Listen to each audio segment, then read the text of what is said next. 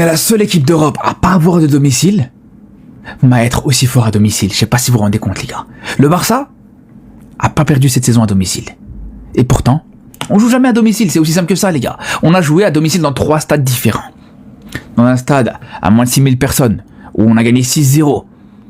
Dans le stade du Montjuïc, où on sait très bien à quel point c'est un stade dégueulasse, on l'appelle le cimetière aujourd'hui.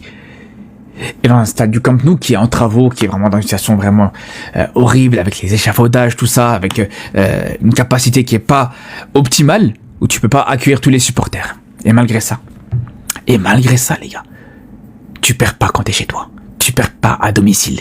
C'est là où je me dis, quand le Camp Nou sera terminé, bon, ce sera pas pour tout de suite, hein. Moi, franchement, les gars, je vous dis, quand on voit tout ce qui reste comme travaux, on a l'impression qu'il y a rien qui a rien été fait.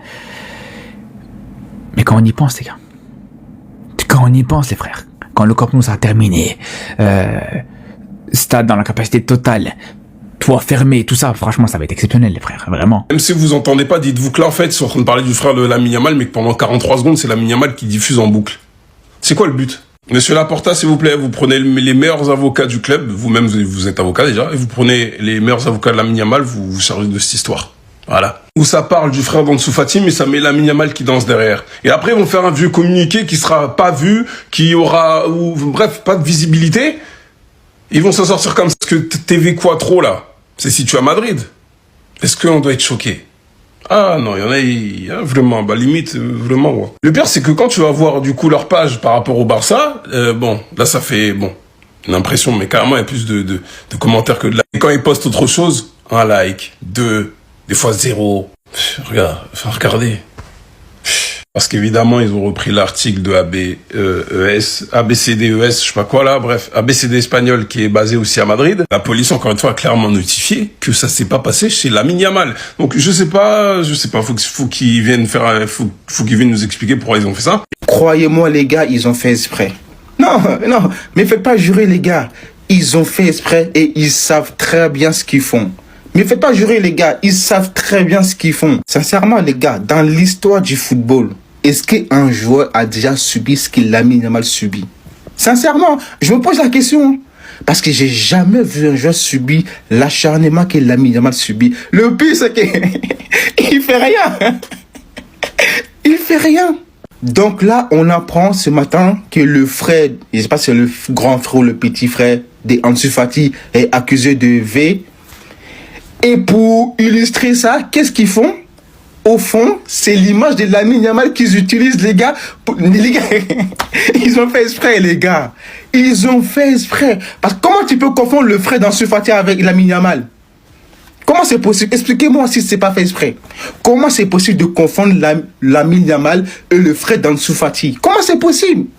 Comment c'est possible? Est-ce que le frère d'Ansu Fati est footballeur? Non. Pourtant, c'est les images de Lamine Yamal en tant que joueur du FC Barcelone qu'ils sont en train de montrer. Les gars, ils ont fait exprès. Et ils savent très bien ce qu'ils font. Ils le savent très bien. J'ai essayé de traiter l'information avec les sources, mais lorsqu'il y a certains mots sensibles, TikTok shadowban ma vidéo, donc je vais juste mettre un fond avec Lamine. Pour ceux qui sont branchés actifs, vous allez savoir de quoi je parle. Quand Kélian vous avait dit il y a 5 mois que Lamine Yamal était victime d'un acharnement médiatique, vous m'avez traité de quoi? De suceur. Lamine, c'est qui? C'est ton fils. Lamine, il te paye pour ça. Non, juste que je peux pas me taire devant l'injustice, sachant que c'est un joueur de mon club. La désinformation, la calomnie, le mensonge, vous avez pas idée à quel point vous avez été baigné dedans. Rendez-vous compte que là, la news et le scandale, c'est que le frère d'Ansu Fati a été accusé pour agression. Et qu'il y a une page qui a voulu assimiler l'agression du frère d'Ansu Fati au domicile de Lamine Yamal. Un article qui a été immédiatement supprimé car la police a confirmé que Lamine Yamal n'avait rien à voir dedans. La deuxième news, et ce qui est en train de faire le tour, c'est qu'une chaîne télé a parlé de l'agression du frère d'Ansu Fati et en fond, il y avait des vidéos de Lamine Yamal. Je sais pas si vous vous rendez compte de la gravité, mais on parle d'un crime et les médias n'ont rien de mieux à faire alors que ça parle même pas de Lamine de mettre en arrière une vidéo de Lamine pendant 5 minutes. Entre les médias espagnols racistes qui font de la calomnie, du mensonge et de la désinformation, les médias espagnols contrôlés par Pérez et les médias français qui ont voulu salir le nom de Lamine juste pour la propagande d'Dembélé Ballon d'Or alors que quand on regarde les votes, il avait pas du tout besoin de ça. L'écart était énorme, c'était incontestable.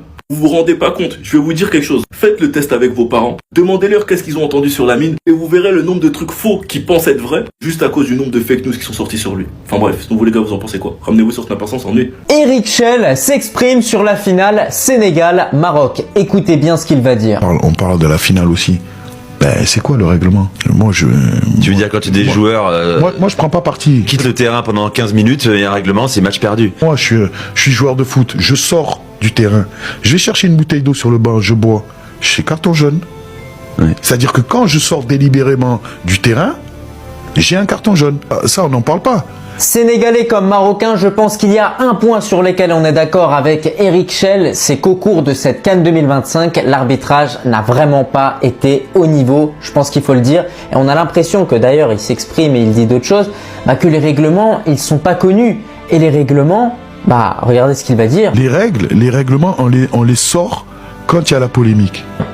Ils sortent et on les connaît une fois qu'il y a eu justement la polémique. Et ça, c'est vraiment problématique. On voit encore une fois que Eric Chell ne prend pas parti au niveau de cette déclaration. Voilà, il rappelle simplement un fait. Lorsque les joueurs quittent le terrain, ils prennent directement un carton jaune, même si c'est pour boire. C'est pour ça qu'on a souvent les personnes du staff qui vont venir jeter les bouteilles d'eau pour éviter que les joueurs sortent du terrain. Eric Chell, c'est vraiment un coach pour lequel j'ai beaucoup de respect, surtout quand on voit tout ce qu'il a construit avec cette équipe du Nigeria et comment il avait emmené le Mali également tout là-haut lors de la CAN 2023. Ils avaient failli passer contre la Côte d'Ivoire. Dites-moi ce que vous en pensez et n'oubliez pas de vous abonner. Suarez, t'es mon numéro 9 préféré, mais c'est pas R9 qu'il faut regarder là. C'est certainement pas R9 qui va se lever, frérot. Faut que tu te tournes un peu sur la droite là. Il y a Lewandowski, il y a Benzema, il y a Henry, il y a Zlatan. Ils avaient mis Agüero à droite, mais personnellement, je l'ai enlevé parce qu'Agüero, les gars, c'est trop facile. On va tous enlever Agüero. Donc Agüero, très grand neuf, mais avec tout le respect, il est pas dans la liste. Là, il y en a un qui doit se lever et qui doit laisser Suarez s'asseoir. Et je vous le dis, commencez pas, Suarez, il a sa place. Si on regarde les 5 numéros 9, là, Suarez, il a largement sa place. R9, El Phénoméno. Les gars, il va jamais se lever. Je suis désolé, R9, il reste assis. Benzema, juste pour sa fin de carrière, le parcours, et même sa carrière à Lyon et au Real, il reste assis, ça a quand même fini Ballon d'Or. Lewandowski, sous-côté. Non, je m'en fous, Lewandowski, il est sous-côté. Il y en a, vous vous rendez pas compte la carrière qu'il a, les records qu'il a. Lewandowski, il reste assis, un numéro 9 de classe mondiale. Pour moi, c'est entre Henry et Zlatan, les gars.